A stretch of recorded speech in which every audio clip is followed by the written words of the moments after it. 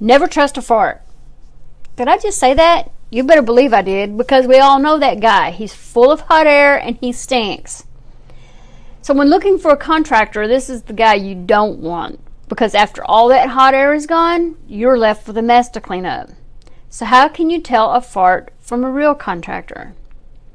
Well, it's not always easy, because although you can smell some from a mile away, others are very hard to see. They can be very, very good at the deception. So here's a few ways you can help yourself. One is educate yourself. Now, you don't have to become an expert at what you're having done, whether it's a repair or building a house from the ground up, but you can learn a little bit, and you can learn some of the lingo, because a lot of times the contractors, well, they don't always remember that you don't know the terms they're using.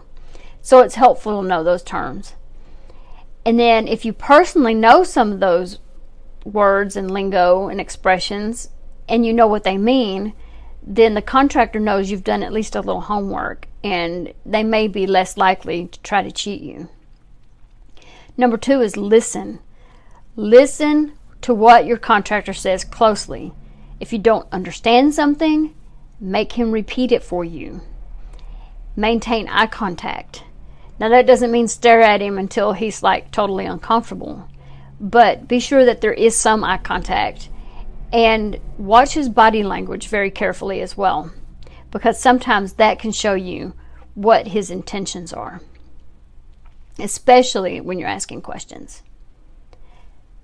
3, that brings us to the questions. Lots of them. Now, this is important because you need to know what the contractor is going to do and how he's going to achieve the final product.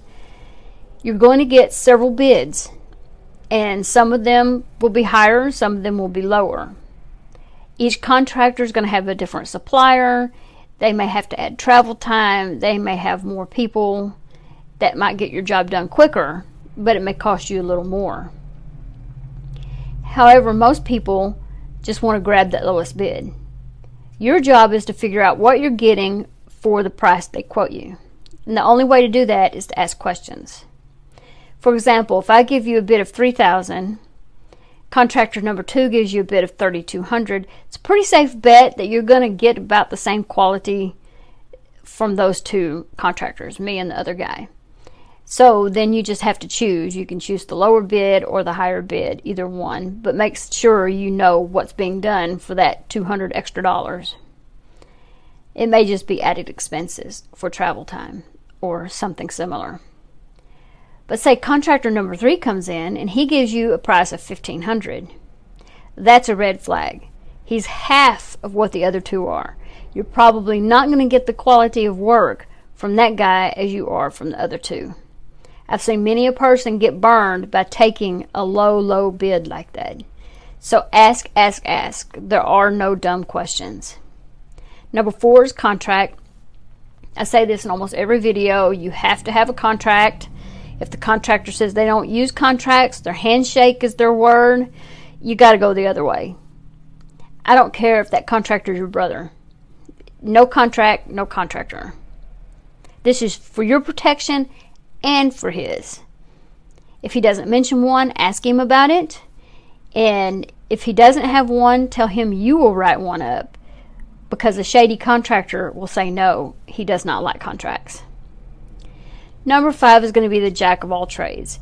And yes, there are good handymen out there. No one person, though, is good at every single aspect of construction.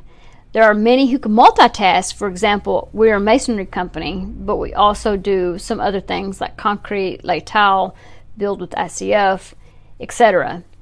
But many of the handymen out there have a list a mile long of what they can do. They can do everything, or at least they say they can. So make sure that they know what they're doing. And sometimes they even require a license that they don't have. So if it requires a license, make sure they have a license. If it doesn't, just make sure they know what they're doing. A good way is to get portfolios and references. Just make sure that if you hire a handyman or a jack of all trades, that he is skilled at what you need done at that moment. So there you go, a little short list. And feel free to comment to add to this list. Or even better, drop a line to tell me your story of the time that you trusted a fart.